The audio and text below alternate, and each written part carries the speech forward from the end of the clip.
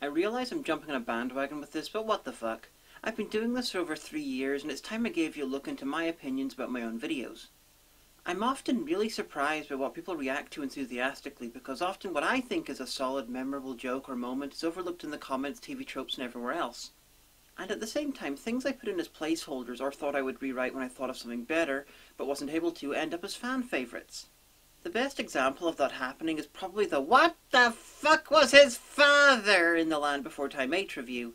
For a long time afterwards, it was probably the most beloved moment of my show, and to this day, every so often someone will reference it to me. I didn't think it was very funny, and I remember hoping that I could think of something better before I filmed the episode, and then it ends up pretty big. The world's weird sometimes. So, without further shit-talking from me, here's my favourite parts of my reviews from 2012. I'll try to limit it to one thing from a review. Number 10. International Gorillas, the Run With Us scene.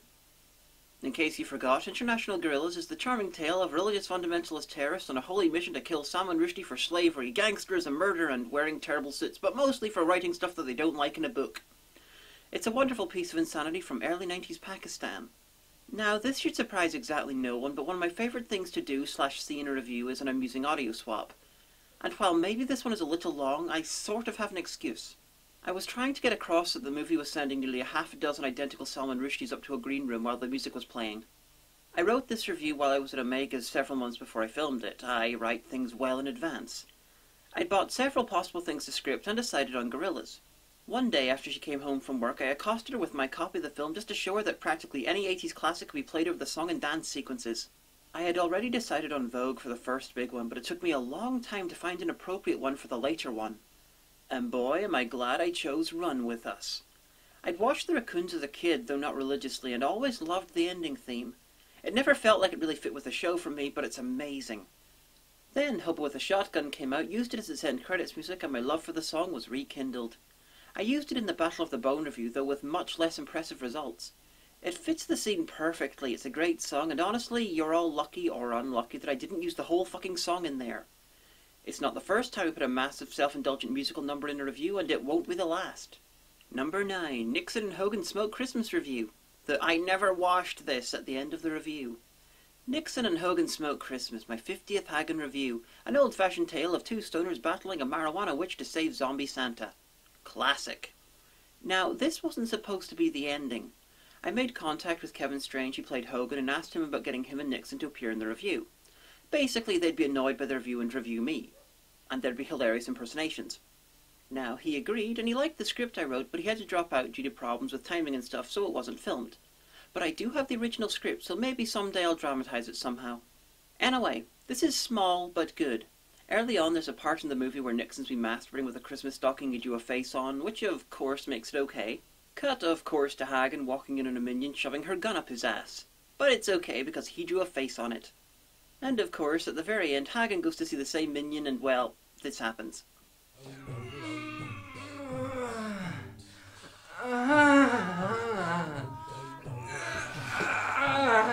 Are you shoving my machete up your ass? No, check it. I drew a face on it. I never washed this. What I like about this is the switch from stoic and methodical to emotional and shrieky. There's the usual violence, the fact that I'd even got part of the Nixon and Hogan soundtrack as background music, and the fact that right before the end of the review we're suddenly going to an offhand joke about 30 minutes earlier. I'm sure most of you have jokes that you'd prefer from that review, like the "my butt has powers," or maybe the intro featuring a group of talented but underrated reviewers trying to kill me, but that's my favourite part. Number 8. The Sting Moment of Truth review. The Undertaker chick bit. Sting Moment of Truth is the most boring Christian propaganda movie I've ever seen. And I've seen a lot. It's also the most boring wrestling movie I've ever seen, and I've seen much less of them. I filmed Sting at BroCon in Limerick in the south of Ireland, and I'll admit the main reason I went was the chance to meet Noah without having to travel intercontinentally. He was a delight, friendly, funny, and even though it wasn't long after the divorce, there wasn't any awkwardness. But there were a lot of questions from the fans. Anyway, my favourite part of this review happened when a college reporter mentions to Sting that there's a tall chick at his college who thinks she's the Undertaker. Cut to Spoonie staring at me. What? What? That's not me. She sounds hot, though. Yeah, she does. When I do crossovers, I like to insult myself. Because of the way my show is, it almost never happens when I'm doing regular episodes. Plus, I decided it'd be fun to play with the sort of comments I figured I'd get from some of Sweeney's fans. They had been less than kind to my Apocalypse review. Ironically, I think overall, that's a better review than Sting. Apocalypse the movie is hilariously bad, while Sting's just incompetent and boring. And apparently I'm not the only one who likes this bit, because I've seen it gifted on Tumblr. Number 7, the Project Million review, getting to insult myself and my friends. Project Million, where someone called Diamanda Hagen, who can't act, kills other people who can't act in Disney World. Project Million was made in the summer of 2011 in Florida. It's a far from perfect internet movie, but it's fun if you like the people in it and get the in-jokes. I had a great time while making it. I got to hang around with some amazing people, and later on got a free week in Maryland with Omega, where I met Owen, Ven, and Lindsay for the first time. So even if I thought this movie was awful, it was fucking worth doing. So, the best part of a year later, I decided to try and get it a little more attention by doing this review. Of course, I knew I'd have to insult myself and everyone in it horribly. I got everyone's consent, sent out copies of the script before I filmed it. I wanted to make sure that I hurt no one's feeling, but at the same time that the insults were being thrown indiscriminately and at random. I usually tried to come up with unique ones, but there's a couple of repeats. There's too many to play here. Just check out the review and enjoy me insulting some of my best friends. Number 6, the Sextet review. Sextet, where Mae West threw up, burned on, and pissed on her own career, and it was glorious. I'm breaking my own rule here. There's more than a few things I loved about this review. I've stated a few times that at this moment, this is my best review. Now, what makes my episodes good in my eyes are having parts that I actually consider good. Usually to me, my episodes are very meh. I try to have at least one moment in every review that I see as really, really good, but often I fall short of that. Now, Sextet had about a dozen bits that I see as brilliant.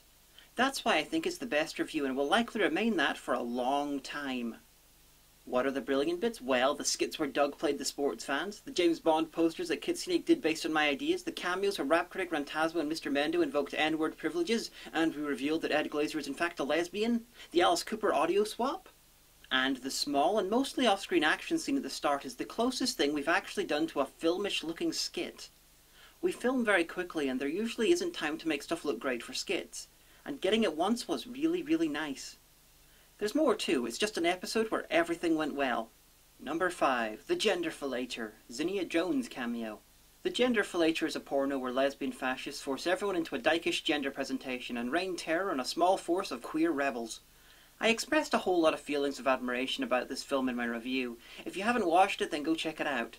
Suffice to say, I think this film comes from a great place, and I don't care about its obvious shortcomings. Now, I don't film Alistair stuff often. I have a limited amount of time when I film, and if I film an Alistair I usually can't film a Hagen, and people like Hagen more, so I film Hagens. Even the Alistair cameos add an annoying bit of time to review, what with the costume and makeup change. But I do like doing the Alistair audition jokes, though, like the seduction field test jokes, I try to only use them if I can think of a new twist for them. For this one I decided to show Alistair having won the main role, but refusing it. You know, Alistair auditioned for Hewlett's part, and he won it too, but there were complications. You got the part! Oh, huzzah! One small thing though, you'll need to shave off your mustache, go on hormones to grow breasts, have them removed, have a vaginoplasty, get some tattoos, and be okay with being naked and fucking people on screen. I'm not shaving off my mustache! Originally I asked Toby Hill Meyer, who directed the movie, to play the part of the producer who cast Alistair. She wasn't interested, which is cool, so while I was prepared to get one of my regular crew to play the part, I really wanted someone out of the ordinary. Enter Zinnia. Zinnia is a YouTube vlogger on LGBT issues and atheism primarily, and I've watched her videos for years. One day I responded to a tweet she sent out and we got into a debate, and I guess I didn't totally embarrass myself because she followed me. I sent her a few DMs, and when she agreed to play the part on Skype, I was ecstatic. Someone I'm a massive fan of, someone who had no idea the entire internet reviewer thing even existed, agreed to be in my video. If it wasn't for LC getting me that cameo from Lloyd Kaufman in the Maniac Nurses Find Ecstasy review, she'd easily be the biggest name to cameo in my stuff. And for me, she's still the most exciting. Thank you, Zinnia. Thank you. Number 4, the Apocalypse review, the billboard scene. Apocalypse, the first review that went up in 2012. It's basically Left Behind as done by the Asylum, but it was made by the same people and came first. It's weird like that. I took my notes for this review 6 months before it went up. I was in Florida filming Project Million and nearly a dozen people watched the movie with me. It took us about 5 hours because everyone was yelling about the 300 million things that are wrong with the film. In this bit, I point out all the things wrong with the still image from the movie. Something I really did while we watched the movie. I paused it, jumped up and pointed out the problems in order. Now, audience, look at the image and try to work out the mistakes while I drown someone. Die, you motherfucker! Die! Die! Fucking hate you, Rosenhacker! Die, you motherfucker! Die! You're dead. Now, mistakes. There are too many to list, but the obvious ones are here. There is no delay between the recording and the broadcast. The fact that the woman has been made to report beside an image of herself. The fact that these idiots have a screen at all. The fact that they gave her a name here, but not over here. The lack of subtitles. The obvious post-production adding of this image of her face to what is clearly a billboard. And of course, this, all of these, all over here, this, and I couldn't forget this one, and of course this. Why is everything black? Why is everything in darkness? Turn the lights back on! Stop that! Fuck off! Of course, everything else came a lot later on. It's a very cartoonish idea, having the screen going black and the movie footage mean that the two camera lights are off. I don't often do cartoonish, and maybe that's why I like this bit so much. It's just weird for my show. Originally, the minions were supposed to be kissing behind Hagen, but a mixture of it being hard to do through the masks and them really not feeling like doing it, they decided on the spot to be slapping each other. I think they might have been right. Number 3, the Chirpy review, the off-screen sex. Chirpy, a horse fucks a bird. It's a 7-minute review. Go watch it. You'll love it. For this, I decided it'd be funnier to show photos of horses and birds over the sounds of their furious sex. And the Chocobo theme because, let's be honest, what is a Chocobo if it's not part horse, part bird? Let me ride it, baby, let me ride it. Ride it, Chirpy.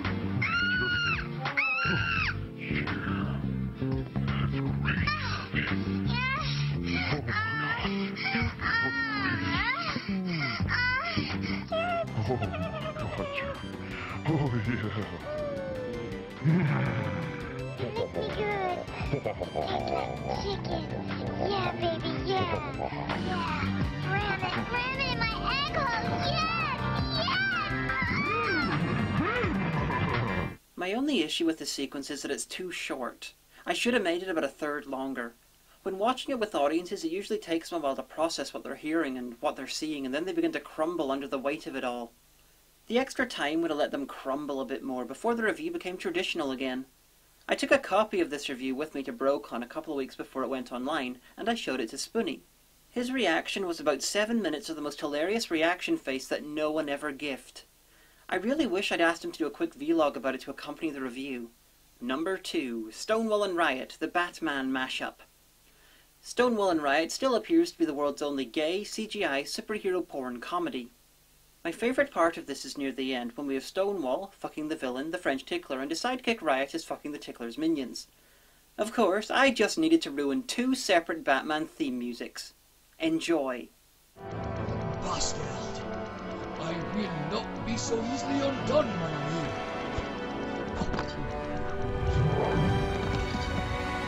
Not so fast. No!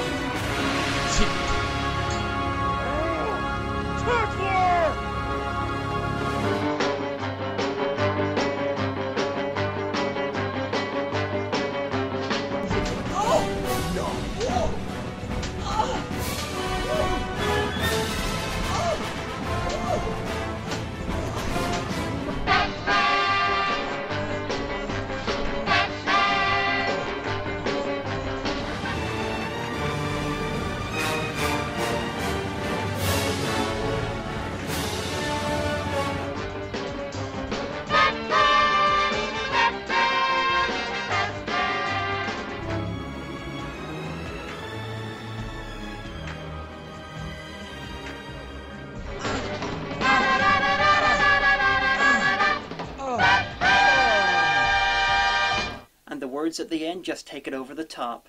I love that sequence, and it took ages to get right. I'm honestly amazed that the Nyan Cat and Freak Like Me parts of this get mentioned in TV tropes, but this doesn't. Not that the other parts aren't good. Nyan Cat just doesn't work quite as well when you can't see the cock going in and out of the ass in time with the music. And the Freak Like Me bit is a bit ordinary for me and my audio swaps. This is special. I ruined 2 completely different Batman themes, parodied the 60s fight style, and insulted Rick Santorum. This is really fucking special. If any of my audio swaps deserve an appearance in the crowning moment of funny bit on my TV tropes page, it's this one. Please, someone get on it. And number 1, you know what it is. Eat the Schoolgirl, with Owen Citizen as a schoolgirl who doesn't get eaten. Eat the Schoolgirl is, honestly, I'm still not really sure. I haven't really got that much desire to see the movie again. There's sex and violence and feathers in it. Now, like the Alistair audition bits, I don't like doing the seduction field test unless there's some sort of a twist on the idea. If you don't know, that's where Hagen sees something that results in sex in a movie, and Hagen decides to test it out in real life, with hilarious consequences. I began writing Eat the Schoolgirl as a Hagen-only review, but hit a brick wall partway through. I just couldn't make it funny. I had no idea what was going on. Apparently I've got tougher since then because I managed Slaughtered Vomit Dolls. Anyway, I shelved it, and months later I asked Owen about doing it as a crossover. He was busy and couldn't get me any notes, so he left the script for me to handle. Big mistake. The early parts of the review were just my solo script rewritten a bit, and when we reach where I run into the wall, it gets weird. I added the audio swap jokes and wrote Owen going insane because I wasn't able to take part in his What Is It review. When I came across the guy who was dressed as a schoolgirl, rapes a woman who then has consensual sex with him, I knew we had to get Owen dressed up as a schoolgirl. So I sent him the script, and he agreed in principle, and then was assigned to getting him the outfit and to being on set to make sure it happened. Yes, making sure Owen Citizen was dressed up as a schoolgirl was a near military operation. The actual scene was rewritten by Owen, and he improved it. Originally he grabbed Omega, dragged her into a room, and after a fight she emerged victorious. To put it lightly, Owen did not feel happy doing that, and so rewrote it so he would, well, watch for yourself. Pardon me, may I rape you? No. Ah, terribly sorry then. Ta. Have a good one, I guess. There's nothing like watching a man with a beard in a schoolgirl uniform politely asking to rape your wife to make your day complete. So those are my favourite moments from my reviews in 2012. Feel free to list yours in the comments below. Also list the ones you didn't like. And you get extra points if you say all of it. Anyway, now here's some good stuff that happened to me outside the episodes. I got married to Omega. She's a long-term RDA fan and got introduced to my show via Nash playing random episodes on a Monday night. She became a fan, messaged me, and the rest is history. 3 of my co-workers from Channel Awesome came to the wedding, and getting married is a surreal enough event, let alone having it attended by people that you were and are a fan of. It was amazing, and let me say it now. Thank you, Nash, for playing my not great Ilsa She-Wolf of the SS Review and RDA. Thank you, Doug, for inspiring me to do this, and Omega, thank you for being the best wife I could ever have.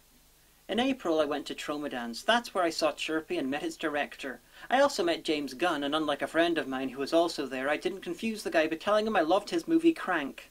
I met Lloyd Kaufman enough times that by the end of the few days, he knew me by name. It was a little mind-blowing.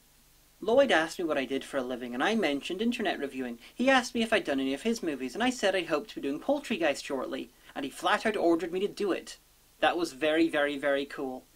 I saw Manborg, and I was introduced to the work of Astron 6.